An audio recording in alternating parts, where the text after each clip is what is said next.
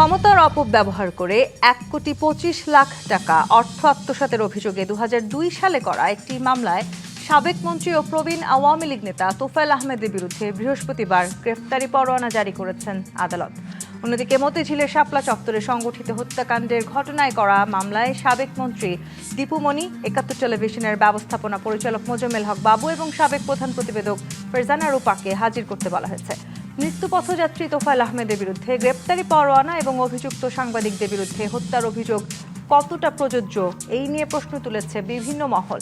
তারা বলছেন, বিচার বিভাগ নিয়ে যে অনাস্থা ক্ষমতাচ্যুত শেখ হাসিনার আমলে তৈরি হয়েছিল, দেশের বিচারাঙ্গন যেন আবারও সেই রাজনীতিকরণের শিকার না হয়।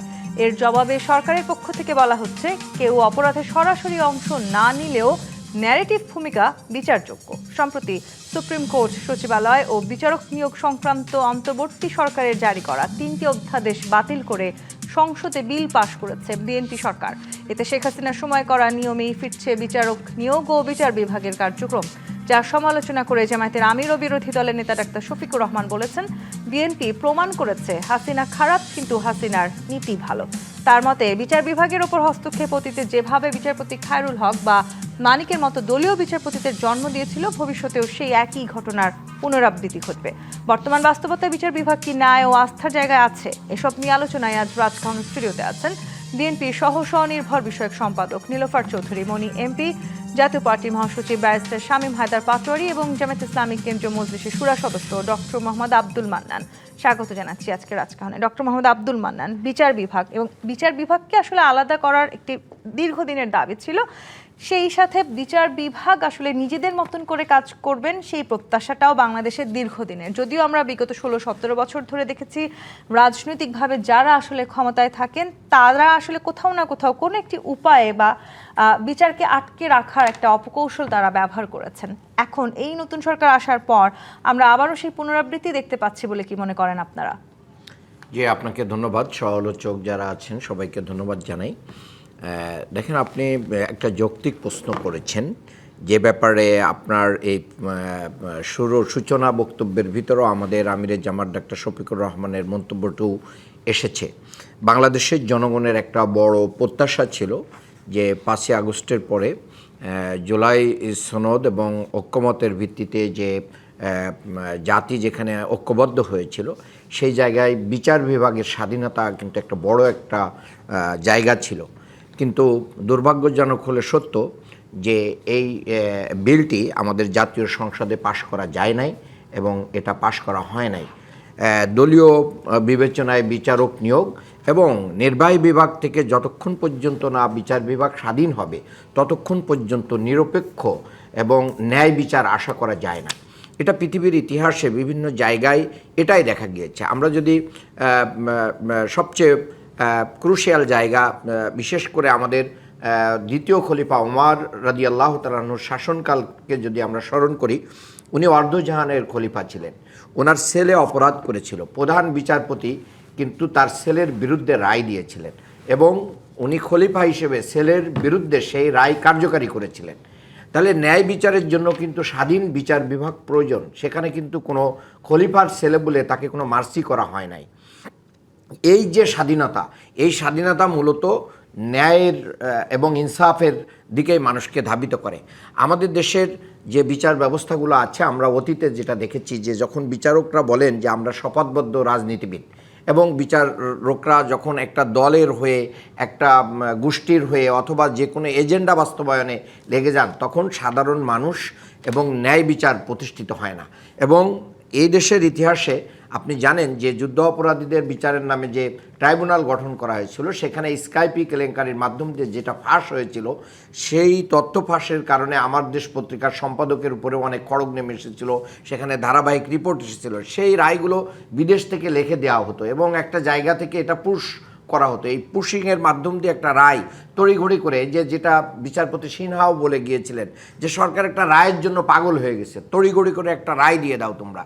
এই যে রায় দিয়ে দেওয়া, রায়ের জন্য পাগল হয়ে যাওয়া, একটা রাজনৈতিক প্রতিপক্ষকে দমন করার জন্য, নিপীড়ন করার জন্য, শায়েস্তা করার জন্য বিচার বিভাগকে ব্যবহার করা, এটা কোনোভাবেই কাম্য না। আপনি বলতে পারেন যে অতীতে অনেক হয়েছে বলেই তো আমরা এটার পরিবর্তন চেয়েছি, এখন যেন না হয়, ভবিষ্যতে যেন না হয়। কিন্তু সেটা যদি এখনো চলমান থাকে এটা দুর্ভাগ্যজনক। এখন জাতি অনেক সভ্য হয়েছে, প্রযুক্তির কারণে আমরা অনেক দূর এগিয়েছি। এখন অনেক কিছু হাইড করে রাখা যায় না ইচ্ছা করলেও, আগে অনেক কিছু হাইড করে রাখা যেত, তো মানুষ বুঝতেই পারতো না। বিএনপির বিরুদ্ধে আসলে জামায়াত ইসলামী বা জামায়াতের আমির যে অভিযোগটি করেছেন এই মুহূর্তে, সেটি আসলে এই 3 মাসের একটি সরকারের বিপক্ষে করার মতন সঠিক অভিযোগ বলে কি মনে করেন? না, দেখেন, এটা আমাদের জেন্টেলম্যান এগ্রিমেন্ট। এটা জুলাই সনদে ওনারা স্বাক্ষর করেছেন, ঐক্যমত্য কমিশনে ওনারা একমত হয়েছেন। মাজদার হোসেন মামলা রায়ের মাধ্যম দিয়ে এই বিচার বিভাগের স্বাধীনতা নিশ্চিতের কথা বলা হয়েছে, আলাদা সচিবালয় স্থাপন হয়েছে। এরপরেও কেন আমরা এটা করতে পারছি না? এটা দলীয় সদিচ্ছার অভাব। আসলে যারা ক্ষমতায় আসেন তারা কেউই কি আসলে চান না যে বিচার বিভাগ একটু আলাদাভাবে কাজ করুক? এটাই এখন মিন করছে। আমরা বিশ্বাস করেছিলাম বিএনপি এটা করবে, বাট বিএনপি এটা করছে না। তার মানে হচ্ছে বিএনপির এখানে সদিচ্ছার অভাব। যদিও তারা বলতে চাচ্ছেন অনেক সময় যে আমরা তার আরো বেটার ওয়েটা কি আছে বা বেটার প্রপোজাল তাদের কাছে কি, তারা জাতির সামনে কিন্তু এখনো উপস্থাপন করতে পারে না এই ব্যাপারে। কাজে আমরা ধরে নিতে পারি যে বাংলাদেশের রাষ্ট্রীয় এই সংস্থাকে নিয়ন্ত্রণ করা, বিচারকে নিজেদের পক্ষে রাখা এবং রাষ্ট্রের এই স্বাধীন বিভাগটাকে আমরা যদি কুক্ষিগত করে রাখতে চাই, তাহলে সাধারণ মানুষ এবং দুর্বল শ্রেণী যারা, তারা ন্যায় বিচার থেকে সবসময় যারাই যখন সরকারে কিংবা ক্ষমতায় আসছেন তারা নিজেদের নিয়ন্ত্রণে রাখতে চাইছেন। ব্যারিস্টার শামীম হায়দার পাটোয়ারী, বিচার বিভাগকে আসলে যদি সব সরকারি নিজেদের নিয়ন্ত্রণে রাখতে চান, বিচার বিভাগ তাহলে ন্যায় বা আস্থা দুটোর কোনোটার জায়গায় কি আদৌ ফিরে আসতে পারবে? কিংবা সাথে যদি একটু যুক্ত করি, যে বিষয়টি নিয়ে আসলে আলোচনা হয়েছে, তোফায়েল আহমেদকে গ্রেফতারি পরোয়ানা জারি কিংবা 2 সাংবাদিকের ইস্যুতে, সেখানে সরকারের তরফ থেকে যেই জবাব এসছে, তারা বলেছেন যে কেউ অপরাধে সরাসরি অংশ না নিলেও ন্যারেটিভ ভূমিকা সেটি বিচারযোগ্য, কিন্তু একজন মৃত্যু পথযাত্রীর ক্ষেত্রে আসলে সেই ভূমিকা কতখানি গ্রহণযোগ্য? তোফায়েল আহমেদ সাহেবের ক্ষেত্রে ওয়ারেন্ট দেওয়াটা আসলে জাজ সাহেবের কিছু করার ছিল না। মানে যখন আপনি ধাপে ধাপে আসবে উনি ওয়ারেন্ট দেবে, তবে সরকার চাইলে ওই ওয়ারেন্টের আবেদন না করতে পারতেন। এটা সরকারের ব্যাপার, জাজ সাহেবের ওখানে আসলে কিছু করার থাকলো, এগুলো প্রসেসের ব্যাপার। এটা খুবই দুঃখজনক। মানে তোফায়েল আহমেদের অনেক পলিটিক্যাল ফল্ট থাকতে পারে, একটা মানুষ সুদীর্ঘ রাজনীতি করলে তার পলিটিক্যাল ফল্ট হবেই, এটা খুব স্বাভাবিক। তোফায়েল আহমেদ তো একজনই বা কয়েকজন, বাংলাদেশের ইতিহাসের পার্ট।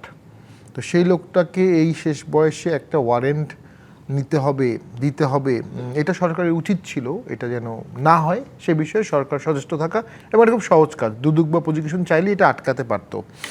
জুডিশিয়ারি তো আমাদের সংবিধান অনুযায়ী স্বাধীন, 94-এ বলা আছে সুপ্রিম কোর্টের জাজরা স্বাধীনভাবে কাজ করবে। আর্টিকেল 116 ক্যাপিটাল এতে বলা আছে অধস্তন আদালতের বিচারকরা স্বাধীনভাবে কাজ করবে। কিন্তু বাস্তবতা হচ্ছে সেলফ রেস্টেইন যেমন জাজদের আছে, আবার সাবসার্ভিয়েন্ট মেন্টালিটিও আমরা দেখতে পাই। জাস্টিস খান্না একটা অসাধারণ কথা বলে গেছে, পৃথিবীর মধ্যে সবচেয়ে ন্যাক্কারজনক জিনিস হচ্ছে জুডিশিয়াল সাবসার্ভিয়েন্ট, আর পৃথিবীর মধ্যে সবচেয়ে ডেঞ্জারাস জিনিস হচ্ছে জুডিশিয়াল আরবিট্রারিনেস। তো বিগত সরকারের সময় কিন্তু আমরা এগুলো দেখেছি। এর সাথে আরেকটা জিনিস দেখেছি, জাজদের সরকারকে তোষণ করা অন পলিটিক্যাল ইস্যুর একটা প্রবণতা দেখেছি। সংসদ ভবনের ভেতরে বঙ্গবন্ধুর ছবি দিতে হবে, আমিও মনে করি দিতে হবে, কিন্তু এটা জুডিশিয়ারিকে কেন রায় দিতে হবে? সংবিধানের কোন পার্টটা 7ই মার্চের ভাষণ আসতে পারে, জুডিশিয়ারিকে কেন দিতে হবে? অর্থাৎ বিগত সরকার পলিটিক্যাল ডিসপুটেড ইস্যুগুলো বিচার বিভাগের উপর বন্দুক রেখে গুলি করে তারা এগুলো বাস্তবায়ন করেছে। তার ফলাফল হচ্ছে দেশের একটা বিশাল গোষ্ঠীর মানুষ দেখছে যে লোকটাকে তারা এমবডিমেন্ট অফ নিউট্রালিটি দেখতো, সেই লোকটাকে তারা দেখছে পলিটিক্যাল জাজমেন্ট দিচ্ছে। তার একটা এক্সাম্পল হচ্ছে 13 অ্যামেন্ডমেন্ট, যেটা এবিএম খায়রুল সাহেব কিন্তু ওয়ান অফ দ্য ফাইনেস্ট জাজ we have ever in this institution, one of the finest. তার অসংখ্য শিষ্য আছে, তারা তো এখন মুখ খুলবে না, তিনি অসম্ভব জ্ঞানী জাজ। 13 অ্যামেন্ডমেন্টের জাজমেন্টটা উনি যখন দিয়ে দিলেন, ক্যাটাগরি গভর্নমেন্ট বাদ করে দিলেন, এদেশের মানুষের মনে হলো যে উনি এটা সরকারকে খুশি করতে অথবা সরকারের চাপে পড়ে দিয়েছেন। মানে বিচার বিভাগও আসলে সরকারকে খুশি করবেন, এই শব্দটা আমাদের আর কতদিন শুনতে হবে? বা সরকার বিচার বিভাগকে চাপে রাখতে পারবেন, কেন পারছেন? মানে অন্তত এই বিগত 16-17 বছর আসলে আমরা যে ধারাটা বাংলাদেশে দেখেছি, সেখান থেকে তো এখন বেরিয়ে আসার কথা ছিল। এখনো কি তাহলে বিচার বিভাগ সরকারের চাপে থাকবে, নাকি বিচার বিভাগ আসলে এখন আরো বেশি চাপে থাকবে? কারণ আগে ছিল আওয়ামী লীগের চাপ, এখন আছে সরকারের চাপ, মবের চাপ, সব মিলিয়ে চাপ। আমরা যেটা দেখতে পাচ্ছি, আমরা যেটা অনুভব করি, বর্তমানে বিচার বিভাগ স্বাধীনভাবে কাজ করতে পারছে না। হ্যাঁ, স্বাধীনভাবে কাজ করলেও তারা যে অসাধারণ আউটকাম দেবে নট নেসেসারি, কিন্তু স্বাধীনভাবে যে কাজ করতে পারছে না এটা আমরা তাদের মনোভাব, তাদের বডি ল্যাঙ্গুয়েজ, তাদের হেজিটেশন দেখে আমরা বুঝতে পারি। তো এতে কিন্তু রাষ্ট্র দুর্বল হবে, সরকার দুর্বল হবে এবং সরকার আস্তে আস্তে স্বৈরতন্ত্র হবে এবং মিসক্যারেজ অফ জাস্টিসের অসংখ্য ঘটনা ঘটবে। এসব বিষয়ে সরকারকে অবশ্যই সচেষ্ট হতে হবে। আওরঙ্গজেব হচ্ছে অনলি মোগল কিং যিনি শাহজাহান বেঁচে থাকা অবস্থায় শাসনভার নিয়েছিলেন, মানে বাবা বেঁচে থাকা অবস্থায় ছেলে সম্রাট হয়েছিল।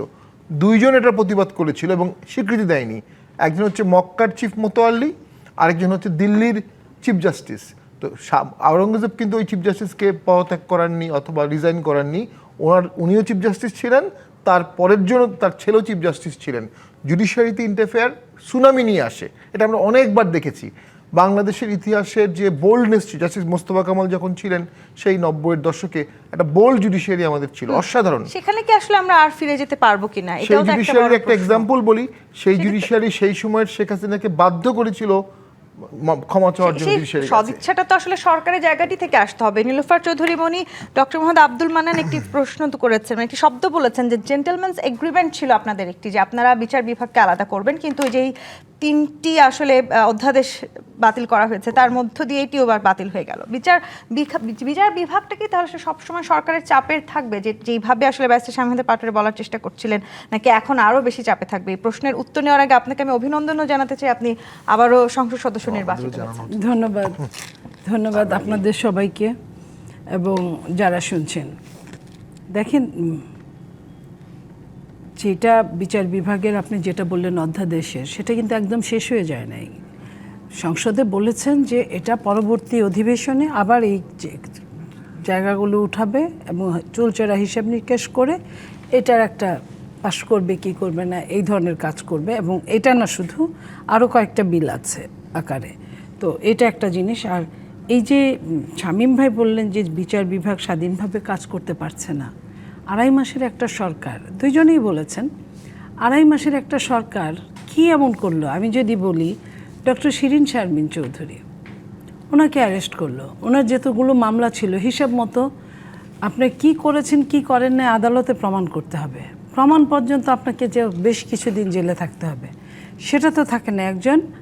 একজন সাবেক স্পিকার হিসেবে সে কিন্তু ওই সম্মানটা পেয়েছেন, অথবা সাবের হোসেন চৌধুরী, অথবা আপনার যদি বলি জামাতের যে নারী নেত্রীটা যে জঘন্য ভাষায় পোস্ট দিল আপনার কিসে, ফেসবুকে, মিথ্যে কথা, সম্পূর্ণ অসত্য কথায় সে পোস্ট দিল, বাবাকে মেয়েকে নিয়ে যে জঘন্যতর কালচারের মধ্যে ঢুকে গেল। তারপরেও বিএনপির নেতারা তো এটা করার নাই, এটা পুলিশের সাইবার থেকেই এটা হয়েছিল অ্যারেস্ট। সেইখানে তো বিএনপির হুকুম ছাড়া তো তাকে ছাড়ে নাই। এই যে এত কিছু, এতটা ছাড় দেওয়ার পরেও যদি এই 2.5 মাসের সরকারকে যদি একদম আপনারা সিদ্ধান্ত নিয়ে হিসাব করে ফেলেন, হিসাব কষে ফেলেন, তাহলে তো দুঃখজনক।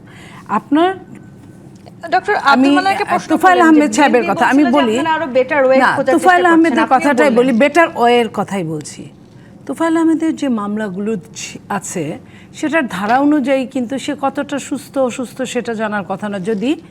যদি আক্রোশ থাকতো, যদি প্রতিহিংসা থাকতো, যদি বিএনপির যদি আপনার ওই ধরনের আগে যে প্রতিহিংসার শিকার আমরা হয়েছি সেটা যদি আমাদের নেতা জনাব তারেক রহমান সাহেব সহ সিনিয়র নেতৃবৃন্দের থাকতো, তাহলে তুফাইল আহমেদ কিন্তু জেলেই থাকতো। কি হলো কি হলো না, জেলে অনেক লোক মারা গেছে, নজির আছে। আমাদের পিন্টু থেকে শুরু করে, তখন সে এমপি ছিল, শুরু করে অনেকেই মারা গেছে জেলখানায়। তো কি হলো কি হলো না সেটা না, গোলাম আজম সাহেব নিজেও জেলখানায় মারা গেছে। তো সেই জায়গায় কি বিএনপি তাকে অ্যারেস্ট করে নাই? আদালতের কাজ করেছে। বিএনপি চাইলে কিন্তু আদালতকে বাধ্য করতে পারতো। আপনি শুনুন, আমি এটাই প্রমাণ করেছেন হাসিনা খারাপ কিন্তু হাসিনার নীতি ভালো, এটা কিভাবে প্রমাণ করলেন আপনারা? আমরা কোনখানে প্রমাণ করলাম যে এটা কেউ কারো মুখ থেকে বের হতে পারে? সেটা বের হতে পারে, এটা মেঠো বক্তৃতা এক জিনিস আর কাজ করা এক জিনিস। আমি সেটার সাথে যাচ্ছি না, আমি এই কথাটা বলছি। তুফাইল আহমেদ এখন পর্যন্ত অ্যারেস্ট হয় নাই। আমরা মনে করি তুফাইল আহমেদ আমৃত্যু অ্যারেস্ট নাও হতে পারে, না হওয়ার সম্ভাবনা এই জন্যই বেশি বলছি যে তার চেহারা যে অবস্থা হয়েছে বয়স্কজনিত কারণে, এটা সবারই হতে পারে বেঁচে থাকলে। সেই জায়গা থেকে সে জীবন মৃত্যুর ঊর্ধ্বে একটা জায়গায় অবস্থান করছে, তার অনেক কিছুই মনে নাই, সে অনেক কিছুই জানে না। এই যে মনে না থাকা একটা মানুষকে অ্যারেস্ট করার তো কোনো কারণ নাই। তো এই জায়গায় আপনারা চুলচারা হিসাব না করে, বিশ্লেষণ না করে বলে ফেললেন যে আগের মতোই যে আদালত আছে। আগের মতো থাকলে তো তুফাইল আহমেদ জেলখানার 14 শিকের মধ্যে থাকতো। আগের মতো থাকলে তো আপনার কি সাইদি সাহেবের মতো তার মারা যেতে হতো ডাক্তারের অভাবে, যেভাবে তাকে মারা হয়েছে একরকম, কিন্তু প্রপার আপনারা যে ট্রিটমেন্ট gentleman's পায় না, agreement প্রপার টা ডাক্তার করলেন, পায় সেটা না। কি হলো তাহলে? এই 3টা অধ্যাদেশ বাতিল হলো কেন?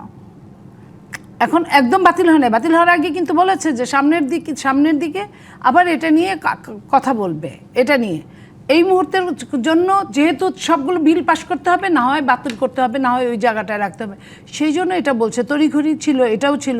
এবং আপনার গুম নিয়ে বিএনপি নিজে গুমের শিকার, সবচেয়ে বেশি বিএনপির গুম ফেরত আসে নাই, জামাতের গুম ফেরত আসছে। তো বিএনপির গুম ফেরত আসে নাই, বিএনপির ইলিয়াস আলীর স্ত্রী ওই মহান জাতীয় সংসদে একদম প্রকৃষ্ট উদাহরণ সংসদ সদস্য, বিএনপির তুলি সংসদ সদস্য। তো এই টাইপের তো নজির আছে। তারপরেও বিএনপি কি বলেছে? বিএনপি কি এটাকে একদম শেষ করে দিয়েছে? না, এটাকে আবার সামনে আপনার তার মানে এখন একটা আলোচনার সুযোগ আছে। ডক্টর আব্দুল মান্নান, কেন তাহলে আপনাদের আসলে মনে হচ্ছে যে বিএনপির সামনে আর কোনো বেটার ওয়ে নেই? বিএনপি বারবার বলার চেষ্টা করছে যে বিএনপি যে পরিমাণ রাজনৈতিক প্রতিহিংসার শিকার হয়েছে, তারা অন্তত এখন এই জায়গাটিতে দাঁড়িয়ে সেই একই প্রতিহিংসাকে আবার বিচার বিভাগের মধ্য দিয়ে ফেরত আনতে চায় না। আমি এই প্রসঙ্গে ফিরবো, একটু বিরতি নিয়ে ফিরতে চাই। জি25 পাঁচ নিবেদিত রাজকাহন থেকে বিরতি নিয়ে ফিরছি, সাথেই থাকুন। জি25 পাঁচ নিবেদিত রাজকাহন দেখছেন। ডক্টর আব্দুল মান্নান, আপনারা যেটি বলছেন যে জেন্টলম্যানস এগ্রিমেন্ট ছিল বিএনপির, আবার আরও বেটার ওয়ে খোঁজার কথা বলছে বিএনপি। আপনারা অভিযোগ করছেন যে বেটার ওয়েটা আসলে কি, আদৌ কোনো বেটার ওয়ে আছে কিনা। কিন্তু আলোচনার সুযোগ যেখানে থাকে সেখানে নিঃসন্দেহে একটা বেটার ওয়ে হয়তো আরও আসতে পারে। সেই আস্থাটা কেউ আপনাদের আছে কিনা বিএনপির উপর? দেখেন, আমি এই জায়গাটুকু একটু বলে নিতে চাই, তারপরে অন্য একটা বিষয় শুরুতে আপনি যেটা বলছেন ওখানেও আমি একটু ফিরতে চাই। আমার কাছে আসলে আমি কনফিউজড, এবং আমি এখনও নিজেকে বিশ্বাস করাইতে পারি না যে বিএনপি বিচার বিভাগের স্বাধীনতা নিশ্চিত করবে। বেটার প্রপোজাল তো দূরের কথা, আপাই ভালো বলতে পারবেন যে করবে কিনা। কারণ হচ্ছে না না, আমি বিএনপি ছিলাম কি ছিলাম না সেই প্রশ্ন পরে, আমরা জোটে ছিলাম, ঠিক আছে। তো দীর্ঘদিনের আমাদের আছে তো, মর্নিং শোজ দ্য ডে, মানে সকালে বলে দে দিনটা কেমন যাবে। আপনারা যেভাবে ব্যাটিং শুরু করেছেন, আড়াই মাসের কর্মকাণ্ডে আপনারা প্রায় নিশ্চিত যে বিএনপি আমার কাছে ব্যক্তিগতভাবে আমি মনে করছি যে বিএনপি সম্ভবত বিচার বিভাগের স্বাধীনতা নিশ্চিত করবে না। যদি করে তাহলে এই দেশ জাতি অনেক ভাগ্যবান হবে এবং বিএনপির কথা চিরদিন স্মরণ রাখবে। এরপরে আমি যে বিষয়টি বলতে চাই, আইন সবার জন্য সমান। অপরাধীর অপরাধ বিচার বিভাগ বলতেই পারে যে অমুক দোষী কি নির্দোষ, সে আইনের চোখে সবাই সমান। কিন্তু তুফাইল আহমেদ সাহেব যে অন্যায় করেছেন, তার যে বিরুদ্ধে যে রায়টা হয়েছে, গ্রেপ্তারি পরোয়ানা জারি হয়েছে, এটা আইনের দৃষ্টিতে হতে পারে। দুইজন সাংবাদিকের বিরুদ্ধে হয়েছে, এটাও হতে পারে। কিন্তু তাদেরও তো এক্সকিউজ দেওয়ার সুযোগ আছে আসামি পক্ষের, যে ঠিক আছে আমার এই আসামির তাৎক্ষণিকভাবে তাদের জামিন চাওয়ারও সুযোগ আছে, আদালত তো সেটাও বিবেচনা করতে পারে। কিন্তু এটাকে মানবিক দৃষ্টিতে দিয়ে পুরো বিচারটাকে প্রশ্নবিদ্ধ করা, পুরো বিষয়টাকে একটা নর্মালাইজ করে দেয়া, আমি এটা পছন্দ করি না এবং আমি এটার পক্ষে না। কারণ যারা ন্যারেটিভ তৈরি করেছে, যারা সরকারকে উস্কিয়ে দিয়েছে, আপনারা দেখেছেন সে সময় যে সাংবাদিক সম্মেলনগুলো সাবেক প্রধানমন্ত্রীর সময় হতো, সেখানে সাংবাদিকরা যেভাবে হাস্যরস্য করে মানে প্রধানমন্ত্রীকে খুশি করার জন্য, বিরোধী দলকে নির্যাতন করার জন্য যেভাবে ন্যারেটিভ তৈরি করতো, এই ন্যারেটিভ তৈরি করার দায়িত্ব এড়াতে পারে না।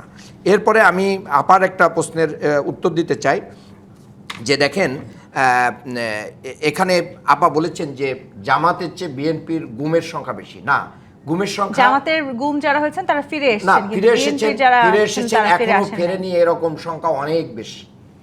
অলিউল্লাহ মুকাদ্দেস, জাকির হুসাইন থেকে শুরু করে বহু মানুষ আজও ফিরে আসেনি। গুম কমিশনে যত অভিযোগ পড়েছে তার 70% হচ্ছে জামাতের। কাজেই আজকে জনগণের চাপে, শোনেন, আজকে জনগণের চাপে অনেকটা, এবং জনগণের চাপে অনেকটা সালাউদ্দিন সাহেব বর্তমান স্বরাষ্ট্রমন্ত্রী, উনি গুম কমিশনে গিয়েছেন, তার আগে কিন্তু উনি যান নাই। তার মানে হচ্ছে যে জামাতের লোকরা কিন্তু সাফারিংসের সংখ্যা কিন্তু অনেক হ্যাঁ, বেশি। আওয়ামী লীগের এটা- আমলে এটা- আপনারাও নির্যাতিত হয়েছেন। জি, নিরুফার আর- চৌধুরী মনি, আসবো আপনার কাছে। সংসদ এবং রাজপথ দুই জায়গায় বিএনপিকে চাপে রাখতে চায় জামায়াত। জামায়াত যেমন এই কথাটি বলছে, তেমনি বিচার বিভাগের ইস্যুতে যে কথাটি এই মুহূর্তে ডক্টর আব্দুল মান্নান বললেন যে কোনোভাবে আসলে আপনাদের উপর আস্থা রাখা যাচ্ছে না, কারণ মর্নিং শোজ দ্য ডে আপনারা এই 2.5 মাসে বিচার বিভাগের আলাদা বা পৃথকীকরণ করার জন্য তেমন কোনো কাজ দেখাতে পারেন নাই।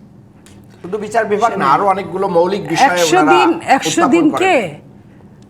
জনগণ হানিমুন পিরিয়ড বলে। ওনারা এত নৃশংস, এত কিছু করার পরে ওনাদের মন পাওয়া যায় না। ওনারা এরকম মুহূর্তের মধ্যে চোখ পাল্টে দেয়। মুহূর্তের মধ্যে যেমন বলতে দ্বিধা হয় নাই যে এক জালিমকে সরায় আরেক জালিমকে নিয়ে আসবো। ওনারা সব কিছু পারে, ওনাদের এইটা নতুন কিছু না। সো এইটা দেখে আপনার স্বরাষ্ট্রমন্ত্রী মহোদয়, যিনি আমাদের আইনটা দেখভাল করেন, উনি কি বলেছেন যে এটা আবার সংসদে উঠবে, আবার সামনের সংসদে আমরা এটার চুলচেরা বিশ্লেষণ করে তারপরে এটা নিয়ে ডিসিশন নিব। এই কথাটা তো স্পষ্ট বলেছে। তো আমার কেন শুধু বিরোধী দলের কাছে জানতে হবে? বিরোধী দল তো আছেই মাইনাসে বলার জন্য। বিরোধী দল যদি সত্যিকার ছায়া সরকার হতো, তাহলে আপনাকে হেডলাইনে বলতে হতো না আজকেও 12 জন লোক শিশু মারা গেছে। তাহলে হেডলাইনে বলতে হতো না যে 3 শতাধিক 4 শতাধিক শিশু এই পর্যন্ত ওই হামের টিকার জন্য মারা গেছে। আরও হাজার 20-25 হাজার শিশু অসুস্থ অবস্থায় আছে, ওদের ভাগ্য কী হবে আমরা জানি না। এই কথাটা তারা কয়দিন বলেছে? তেল নিয়ে সমস্যা আমরা কতবার বলেছি বলেন তো, যে তেলটা একটা মেকিং ছিল। আপনার তেলের দাম বাড়ালো, পরের দিন থেকে আর কোনো লাইন নাই, কোথাও কোনো লাইন নাই। তা এটা কি তেল কি হাওয়ার মধ্যে আকাশ পথে ভেসে ভেসে তেল আসলো যে লাইন নাই? এটা হলো এক ধরনের বিএনপিকে চাপে না, এটা হলো নোংরামির মধ্যে রাখা চাপটা স্বাভাবিক দিলে ভালো। বিএনপি স্বচ্ছ থাকবে, জবাবদিহিতায় থাকবে, ট্রান্সপারেন্সি থাকবে, সব কিছু থাকবে। কিন্তু আপনি অন্যায়ভাবে যখন বিপথে চালিত করার চেষ্টা করেন, তখন মানুষের ব্রেন কাজ করতে চায় না, মানুষ ঠিক মতো যেটা দিতে চায় জাতিকে সেটা দিতে পারে না। এই জায়গাগুলো তারা খুব ভালো বুঝে। আমি তাদের উদ্দেশ্যে একটাই কথা বলতে চাই, এই যে অপচাপে রাখতে চান, তাতে কি আমি কি একাই হারবো? তুমিও কি একটু হারবা না? আমরা তো তাও বেঁচে থাকবো কোনো মতে। এই যে 2008-এর নির্বাচনে বিএনপি নেত্রী দেশনেত্রী বেগম খালেদা জিয়া নির্বাচনে যেতে চায় নাই, সেই দিন জামাতের ফেরে পড়ে ফান্দে পড়ে যেতে বাধ্য হয়েছে। বলছে আপনারা না গেলে আমরা যাব। গিয়ে কী লাভ হয়েছে? তাদেরই কিন্তু মানুষের খুন হয়েছে বেশি। আমরা তো এমনিও লসে অমনিও লসে। মানে একসময় দীর্ঘদিনের মিত্ররা এখন আপনাদের বিরোধী রাজনৈতিক দল, এবং সেই কারণেই কি তারা কোনোভাবে আপনাদের উপর ন্যায় মানে আস্থাটা রাখতে পারছেন না, বা আপনারা ন্যায় আস্থার প্রতিষ্ঠা জন্য না, করবেন সেই প্রত্যাশা তারা কেন করতে যাদেরকে পারছেন না? যখন প্রয়োজন তারা বুকে নিতে দ্বিধা করে না, যখন যাকে প্রয়োজন না মুহূর্তের মধ্যে ছুঁড়ে ফেলতে দ্বিধা করে না। এটা হচ্ছে তাদের একদম ফুললি চরিত্র। সেই চরিত্রটা জানতে যে সময়টা লাগে, কারণ 25 বছর 20 বছর বা 50-55 বছর তারা তো বিপদেই ছিল। তো এই যে মাত্র কিছুটা বিপদ থেকে উদ্ধার হওয়ার পরে মেন চরিত্রটা প্রস্ফুটিত হয়েছে।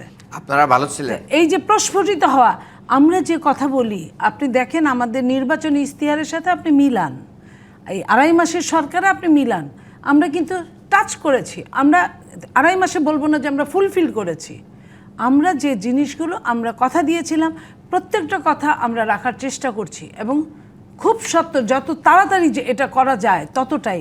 প্রথমে কৃষকের সম্পূর্ণ ঋণ মওকুফ করে দেওয়া, এটা তো চারটিখানি কথা না, এর আগে সরকারেরও তো ছিল। তো আমরা যতটুকু আমরা ফ্যামিলি কার্ড থেকে শুরু করে আমরা নিজেরা আপনার নিজেদের আপনার মাননীয় প্রধানমন্ত্রী তার বহর যে আপনারা যে এই বিষয়গুলোকে ট্রাম্প কার্ড হিসেবে নির্বাচনী প্রচারণায় ব্যবহার করেছেন, সেগুলো আপনারা করেছেন, কিন্তু ক্ষমতাকে আমি আপনাকে এখানে বলি, ট্রাম্প কার্ড হিসেবে কে করেছে? জামাত করেছে। জামাত ইশতেহারে বলেছে আমরা গাড়ি নিব না, বুঝেন আপনি, গাড়ি নিব না, আমরা ফ্ল্যাট নিব না। বিএনপি কিচ্ছু বলে নাই, ট্রাম্প কার্ড হিসেবে ব্যবহার করবে কেন? দায়িত্ব নেওয়ার পরে বিএনপি বলেছে আমরা কোনোটাই নিব না, শুধু বলেই নাই, বিল আকারে যখন বন্ধ করেছে তাদের পক্ষ থেকে বলা হয়েছে আমাদের গাড়ি নেই, মাননীয় স্পিকার আমরা কি করব, আমাদের গাড়ি দিতে হবে। তাহলে কি ডাবল স্ট্যান্ডার্ড কথা হলো না? নতুন গাড়ি কিনে দেওয়ার আপনি কথা বলেন, তাহলে কে কে কথা রাখেন? সঙ্গী জি, আসবো আপনার কাছে। ব্যারিস্টার শামীম হায়দার পাটোয়ারি, রাজনৈতিকভাবে কথা না রাখার যে দোলচাল সেটি যেমন আছে, তেমনি পক্ষপাত দুষ্ট বিচারপতিদেরকে আমরা উচ্চ আদালতে নিয়োগ দিতে দেখেছি বিগত সরকারের সময়, এবং খুব স্পষ্টভাবে আমরা দেখলাম যে বিচারপতিরাও দলীয় হয়ে উঠতে পারেন। এই জায়গাটিতে আসলে রাষ্ট্রের খুব প্রয়োজনীয় চেক এন্ড ব্যালেন্সটা তো প্রয়োজন ছিল, সেই চেক এন্ড ব্যালেন্সটা থেকে আমরা দূরে সরে যাচ্ছি। একটা আইন ছিল বিচারপতি নিয়োগ সংক্রান্ত আইন গত সরকার করেছিল, এটা এবার এই সরকার এটা অ্যাপ্রুভ করেনি। নাও আপনি একটা বলেছিলেন সরকারের সদিচ্ছা। পৃথিবীতে অতি উন্নত রাষ্ট্র ছাড়া কোনো সরকার বিচার বিভাগকে স্বাধীন চায় না, বিচার বিভাগকে কুক্ষিগতই করতে চায়। আওয়ামী লীগ ম্যাসিভলি করেছে, বিএনপিও করেছে। আমি একটা উদাহরণ দিই, আমি তখন ইয়াং লয়ার, এই ইয়াজউদ্দিন সাহেব যখন টেক ওভার করলেন, এই টেক ওভারটার বিরুদ্ধে একটা রিট হলো জাস্টিস আওলাদ আলীর কোর্টে। সেই রিটে উনি কনভিন্সে রুল দিবেন, উনি রুল দিবেন 2টোর সময়, 2টো বাজার কিছুক্ষণ আগে যে আর মদাসির সাহেব chief justice at the instigation of mister Moudud সাহেব, সেই সময়ের আইনমন্ত্রী ছিলেন, তখন ছিলেন না, তার আগে উনি ওনার জুরিসডিকশন চেঞ্জ করে দিলেন।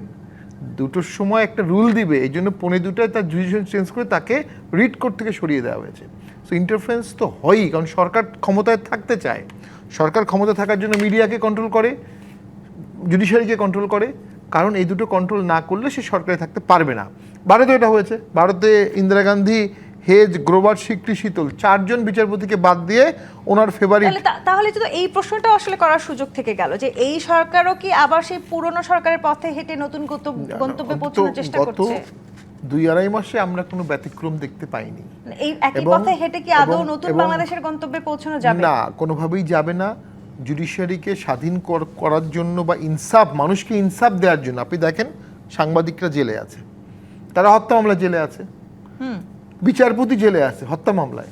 আপনি মানিক সাহেবকে পলিটিক্যালি অনেক ম্যালাইন করতে পারেন, তার সাথে আমারও আন্ডারস্ট্যান্ডিং খুব খারাপ ছিল, টক সাথে ঝগড়া হতো, কিন্তু উনি কি হত্যা করেছেন? ABM খায়রুল হক হত্যা মামলায় জেলে আছেন, পাসপোর্ট দেওয়া হচ্ছে না, অসংখ্য রাজনীতিবিদকে পাসপোর্ট দেওয়া হচ্ছে না, এবং 2-2.5 বছর ধরে জেলে আছে, তাকে সোন আরেস্ট করা হচ্ছে অ্যাগেইন। হ্যাঁ, অবশ্যই এর আগে আওয়ামী লীগ অনেক অন্যায় করেছে, মির্জা ফখরুলের নামে অনেক মামলা দিয়েছে, 60 লক্ষ বিএনপি নামে মামলা ছিল, আমার মনে আছে।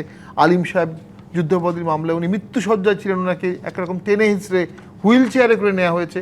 আওয়ামী লীগ অসংখ্য ব্যাড এক্সাম্পল করেছে, যেগুলো এক্সেসিভ ছিল। কিন্তু আপনি যদি আজকে ইনসাফ করতে চান, আপনাকে ওই জিনিসগুলো ভুলে আপনাকে ন্যায় বিচার করতে হবে সংবিধানের আলোকে, আইনের আলোকে। এটা কঠিন কাজ। হ্যাঁ, সেই কঠিন কাজটা কিন্তু বিএনপি তাদের ইশতেহারে বলেছিল, 31 দফা নির্বাচনী ইশতেহারে তারা বিচার বিভাগের স্বাধীনতা নিশ্চিতের কথা বলেছিল। সকল সরকার এটা ইশতেহারে বলে, কোনো সরকার করে না, বিএনপিও করবে না, করতে চায় না, এটা আমি একদম দ্যাটলিন কন্টে বলতে চাচ্ছি। এই কথাটাই বলছেন যে বিএনপি তাহলে এখন মানে বর্তমানে তারা তাদের নিজেদের অঙ্গীকারের বিপরীতে অবস্থান নিয়েছেন কিনা, যদি তাই হয় তাহলে আসলে সামনের দিনগুলোতে বিচার বিভাগের ভবিষ্যৎটা, ভাগ্যটা আসলে কিভাবে নির্ধারিত হতে যাচ্ছে? আমি আপনার কাছেই ফিরবো, এই প্রশ্ন উত্তর নিব। যে প্রাথমিক রাজকাহন থেকে আরেকটি বিরতি নিয়ে ফিরছি, সাথে থাকুন। যে প্রাথমিক রাজকাহন দেখছেন, ব্যারিস্টার শামীম হায়দার পাটোয়ারি, সব রাজনৈতিক দলের ইশতেহারেই বিচার বিভাগকে আলাদা করার কথা বলা থাকে, যেটা আপনি বলছিলেন। এই কথাটুকু কি আসলে শুধু ইশতেহারেই আটকে থাকে, নাকি আসলে প্রতিশ্রুতিটা শুধুমাত্র রাজনৈতিক কৌশল হয়েই থাকে রাজনৈতিক দলগুলো? এটা প্রতিশ্রুতির বাইরে কখনো যায় না। মানে 1997 সালে আমাদের যে পরিমাণ হাইকোর্টের বিচারপতি ছিল, এখনো সেই পরিমাণ বিচারপতি আছে। মৎস্য মন্ত্রণালয়ে যে বরাদ্দ দেওয়া হয়, জুডিশিয়ারিকে সেই বরাদ্দ দেওয়া হয়। এবং আমি মনে করি এখন জুডিশিয়ারির দরকার সদিচ্ছা, সৎ নির্ভীক বিচারপতিরা যদি তাদের ভবিষ্যৎ ক্যারিয়ার চিন্তা না করে শক্তভাবে দেশের ন্যায় বিচার প্রতিষ্ঠা করে, জুডিশিয়ারি স্ট্রং হবে। গত সপ্তাহেও ইন্ডিয়াতে পার্লামেন্টের নিয়ে কথা হয়েছে যে এই যে বিচারপতিরা রিটায়ারমেন্টের পরে চাকরি নেয়, যতদিন পর্যন্ত তারা রিটায়ারমেন্টের পরে চাকরি নেবে, হোয়াট এভার ইট ইজ, তারা স্বাধীন হতে পারবে না। অন ভার্জ, রিটায়ারমেন্টের আগে তারা সরকারের পক্ষে জাজমেন্ট দেয়। তো আমাদের যেটা দরকার, বিচারপতিদের, বিচারকদের সুযোগ সুবিধা বাড়াতে হবে, অ্যাকাউন্টেবিলিটি বাড়াতে হবে, আর বিচার বিভাগকে ওপেন হতে হবে।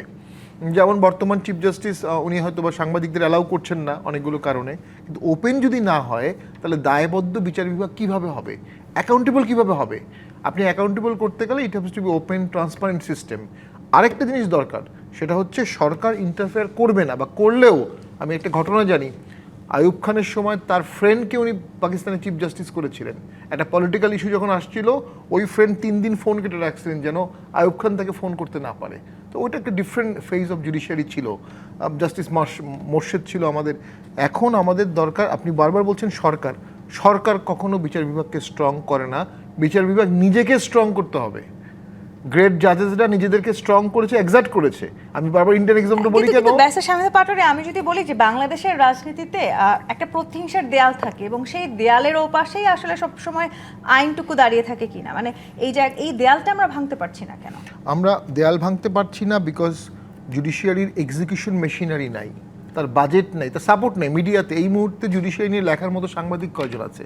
মিজানুর রহমান সাহেব ছিলেন। মানে সেই স্বাধীনতাটুকুও কি আছে? লেখার মতন যদি সাংবাদিক থাকেনও সেই স্বাধীনতা কি এটা গণমাধ্যমকে দেওয়া জুডিশিয়ারি হয়? একটা জুডিশিয়াল স্টেটসম্যানশিপ আমাদের প্রয়োজন, যিনি সাংবাদিকদের সাথে সুসম্পর্ক রাখবেন, যিনি মিডিয়ার সাথে সুসম্পর্ক রাখবেন, যিনি সমাজকে জানবেন।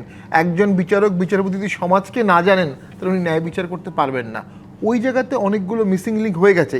এই মুহূর্তের প্রবলেমটা আমি বলি, গত 2 বছর এত মব হয়েছে। যেদিন আক্তারের নেতৃত্বে বিশাল একটা গ্রুপ সুপ্রিম কোর্টে গেল কোনো একটা পলিটিক্যাল এজেন্ডার জন্য, চিফ জাস্টিসের রিটায়ারমেন্টের জন্য, সেই সময়ের শাহিন সাহেবের, তখন আমি বলেছিলাম যে জুডিশিয়ারির কোমর ভেঙে গেল। ওই যে কোমরটা ভেঙে গেছে এখনো ফিরে আসি নাই, এখনো বিচারকরা মবের ভয় পাচ্ছে। আমরা জামায়াত ইসলামীকেও করতে দেখছি। ডক্টর আব্দুল মান্নান, আপনাদের নেতা বলেছেন যে সেই সময়কার অর্থাৎ আওয়ামী লীগের আমলে যে দমনমূলক নীতিগুলো আছে সেগুলো বিএনপির আমলে এখনো আপনারা বিদ্যমান থাকতে দেখছেন, এবং আপনারা এটিও বলেছেন গত 9 এপ্রিল জামায়াতের আমির বলেছেন যে এই মুহূর্তে সবগুলো রাষ্ট্রীয় গুরুত্বপূর্ণ প্রতিষ্ঠানকে নির্লজ্জভাবে বিএনপি দলীয়করণ করেছে এবং এটি একটি অলিখিত বাকশাল প্রতিষ্ঠার শামিল। সেটি যখন আপনারা, এই অভিযোগ যখন আপনারা করছেন, একই সময় আবার বিএনপি বলছে রাষ্ট্রে এই মুহূর্তে অনেক গুরুত্বপূর্ণ ইস্যু আছে, অন্যান্য ইস্যু আছে, স্বাস্থ্য খাত নিয়ে কিংবা অন্যান্য খাত নিয়ে, সেগুলো নিয়ে আপনারা সংসদে কোনো আলোচনা করেন নাই, শুধু এই একই খাত নিয়ে আলোচনা করেছেন। জি, আপনাকে ধন্যবাদ। দেখেন, আমরা সবগুলো বিষয়ই টাচ করতেছি, কোনো বিষয়কে আমরা বাদ দিচ্ছি, বিষয়টা এরকম না। আপনি যদি দেখেন যে জ্বালানি নিয়ে যে পরিমাণ কথাবার্তা হয়েছে, যখন বিরোধী দলের চাপে এবং বিরোধী দলের প্রস্তাবে সম্মত হয়ে জ্বালানি নিয়ে মানে 2 দল থেকে কমিটি হয়েছে, এর সাথেই কিন্তু ক্রাইসিস শেষ হয়ে গেছে। দেখেন, মানে আপনি যখন বিরোধী দলকে ইনভলভ করবেন, ইনক্লুসিভ কোনো কিছু করবেন, তখন কিন্তু মূল যে গোমরটা এটা বের হয়ে আসার সম্ভাবনা থাকবে। তখন সরকারের যদি কোনো কোনো ষড়যন্ত্র থাকে সেগুলো সহজেই কি বের হয়ে আসবে। এই ভয়ে তাড়াতাড়ি কিন্তু এগুলো কি হয়ে যায়, সলভ হয়ে যায়, এবং এটার ক্ষেত্রে যে সিন্ডিকেট ব্যবস্থা থাকে এটাও কিন্তু কি হয়ে যায়। আজকের যে ক্রাইসিসগুলো হামের ক্ষেত্রে আছে এগুলোও তো আমরা কথা বলছি, এগুলো নিয়ে অ্যাড্রেস করছি। স্বাস্থ্য খাতে এই যে ক্রাইসিস তৈরি হয়েছে, এই ক্রাইসিস জন্য তো সবার দায় আছে। সেই দায় যারা অভিযুক্ত তাদেরকে বিচারের মুখোমুখি করা হোক। এরপরে আপা আরও একটা কথা বলে গেছেন যে আমাদের যে 2008 সালের নির্বাচনের কথা উনি বায়দাবাই নিয়ে আসছেন। জামাতের যে ট্রান্সপারেন্সি আছে পলিটিক্সে, এই ট্রান্সপারেন্সির কারণে এবং তাদের যে জাস্টিস আছে, তাদের যে আইডিওলজি আছে, তারা যে ক্রাইম করে না, অন্যায় করে না, মাদকের সাথে জড়িত না, চাঁদাবাজির সাথে জড়িত না, জড়িত না। আমি আপনাকে চ্যালেঞ্জ করছি, জামাতের কোনো একটা জায়গায় 1 টাকা চাঁদাবাজির কোনো প্রমাণ আপনারা দেখাতে পারবেন না। গণমাধ্যমে আসছে, আপনি যাচাই করেন। আমি চ্যালেঞ্জ দিচ্ছি, জামাত কোথাও 1 টাকার কেউ মানে চাঁদাবাজির প্রমাণ কোথাও দেখাতে পারবেন না। যদি কোনো গণমাধ্যম বলে থাকে সেই ইন্টেনশনালি বলেছে, জামাতকে ব্যবহার করার জন্য বলেছে, জামাতকে খাদে ফেলানোর জন্য বলেছে। জামাতের কোথাও এই জাতীয় সুযোগ নাই, যার কারণে জনগণ 33% সাপোর্ট কিন্তু ইলেকশন ইঞ্জিনিয়ারিং এর পরেও আমরা পেয়েছি। এটা জনগণের মানে বিশ্বাস এবং আস্থায় আমরা আসতে পেরেছি। এরপরে আমি বলছি, এই সরকার কিন্তু কার্ডময় একটা সরকার, কার্ডের সরকার, সব কিছুতে কার্ড এসে গেছে। এই কার্ডের সরকার বাংলাদেশে এখন ব্যাংকে কিন্তু চরম ক্রাইসিস তৈরি করে ফেলেছে। ইতিমধ্যে চট্টগ্রাম সহ বাংলাদেশের বিভিন্ন জায়গায় কিন্তু এই যে ব্যাংকগুলোতে ব্যাপক একটা অস্থিরতা তৈরি হয়েছে। এই অস্থিরতা কাটানোর জন্য সরকার কিন্তু দেশি এবং বিদেশি ঋণ কোনো জায়গায় কিন্তু এখনো পর্যন্ত কোনো সরবরাহ করতে পারছে না।